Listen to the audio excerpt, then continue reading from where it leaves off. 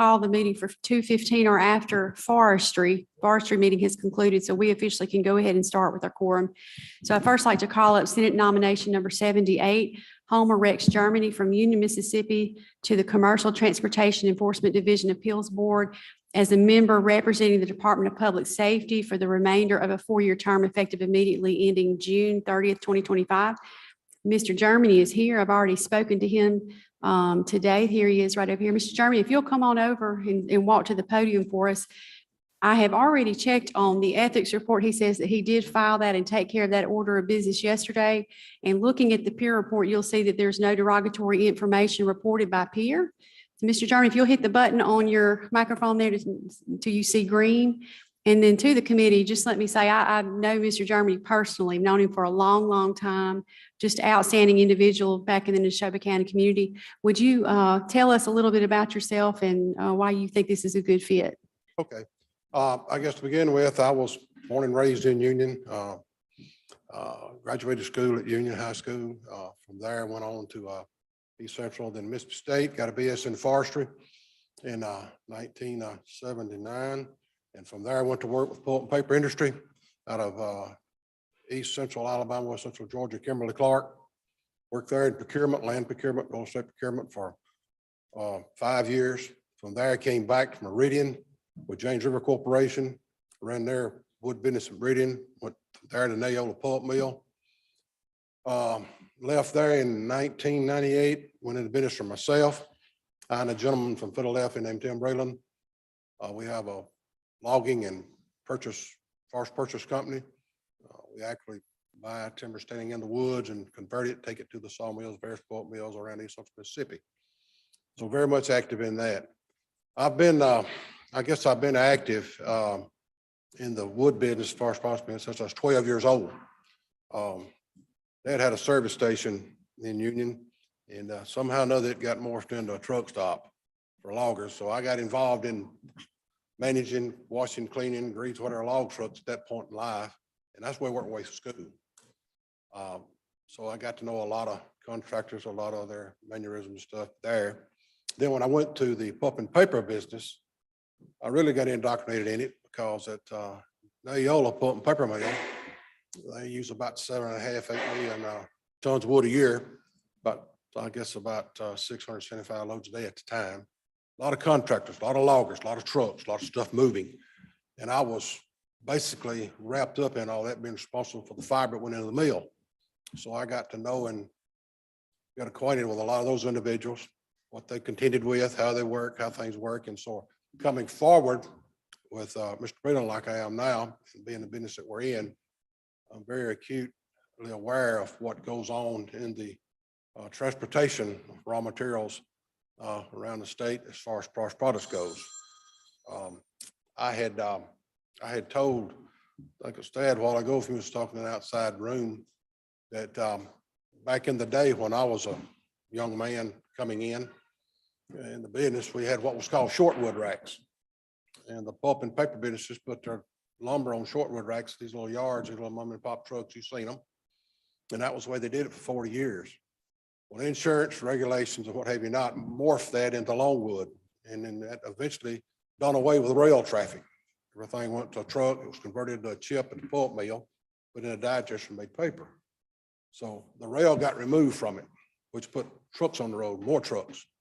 Now, you dress forward to that, now you've got the sawmills. A lot of sawmills has risen in the state last, 4 or 5 years, dozens, as a matter of fact, have popped up. And since there are no rail cars to take away the residuals, those mills will use 250 loads a day of longwood. And that residual off of that log when it's manufactured lumber is about 40% of what comes in there. Well, all that's going to go back out by truck. So you've got a monumental amount of trucking on the road because the rails left it, basically is what it amounts to. And Mr. Jeremy, let me stop you right there. I want to be sure my community members have opportunity to ask you questions. And I know the experience that you have in the industry is second to none, just because I've known you for so long. Does anybody have questions for Mr. Germany about his experience or maybe what he can offer in this position? Anything on the report? Okay, do I have a motion? Yes, sir, Senator Butler, you're recognized for a question. I haven't had a chance to introduce myself to you. My name is Abbott Butler. And I would just like for you to give me an idea of where you think the state of Mississippi transportation is going at this particular time, and what do you see for a future for Mississippi? Well, that's good questions. As I see it, I noticed, I've been listening to the paper here a good bit lately about Chairman Branning and the appropriations for the 19 project trying to develop up. I see a lot of potential projects in line. You can ride the roads and look and see where they've been in the mark the roads for overlays and stuff, knowing that's coming. And that's encouraging because like I said a while ago, we got a tremendous amount of tonnage going on the roads right now. But I see the districts, I see the locals trying to address it. And that is encouraging to me because with this traffic, it's only going to increase, only going to get more, particularly if the economy turns and goes well. You're going to need that infrastructure in place to handle it, to coexist with the cars, truck traffic is what I'm trying to speak to. So I see it looking up. I see it looking in a positive direction. What I'm seeing. Thank you, sir. Yes, sir. Any other questions? All right, is there a motion? All in favor? Any opposed? All right, this nomination will be reported and make its way to the calendar. Thank you so much, Mr. Journey, for coming. We appreciate you. Okay, next up on the agenda, we have Senate nomination number 97, Rusty Hanna from Louisville to the Appeals Board of the Mississippi Transportation Commission, a 4-year term beginning July 1st, 2023 and ending June 30th, 2027. And before you, you have the peer report. Come on up, Mr. Hanna. That does not report any derogatory information, but I want to bring to the committee's attention that this peer report is a summary report. And I called Mr. Ted Booth to inquire as to why he would send a summary report, and I was given 2 different reasons for this. Number one, we are at the end of session and they have been inundated with last-minute requests. And he said, based on the person involved, he knows Mr. Hanna well, and the fact that he served on the ABC for many years, I think 22 years, maybe he told me. Okay, longer than that. And we'll get into that in just a few moments. Peer felt like this was a low risk report for them to run. And I'm using the exact words that Mr. Booth used with me. So he felt confident in the level of scrutiny that they gave this particular application. And so I just wanted to bring that to the committee's attention as to why this one looks a little bit different. No derogatory information that I'm aware of, and you can see his application is actually attached here, so you can see the way the questions were answered by the candidate here. And I understand the ethics report was filed yesterday. Is that correct? Yes, ma'am. And I do have confirmation of it with me. Okay, very good. Well, Mr. Hanna, we're going to turn it to you. If you'll just give us a brief introduction of who you are and why you think this is a good fit for you, and we're going to turn it over to you at this time. Thank you. Okay. My name is Russell Hanna. I go by Rusty, as most of you probably know me. I spent 37 years with alcoholic beverage control. I retired as chief in 2001. For a retirement present, Commissioner Graham called me and said, do you want to be on the commercial vehicle appeals board? And I said, sure. And so 2 years ago, he appointed me to remaining term, 2 years left on somebody's term. I will complete that 2 years in June. I will say I'm the only member on that board that is not some way directly tied to the trucking industry or business. They refer to me as the law enforcement perspective on there.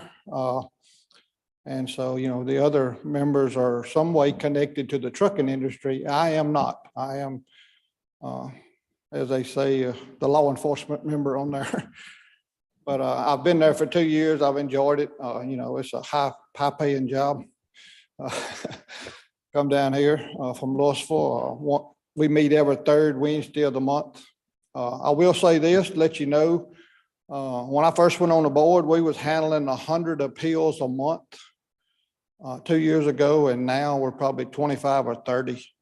The number of overweight violations that we see being appealed have dropped dramatically.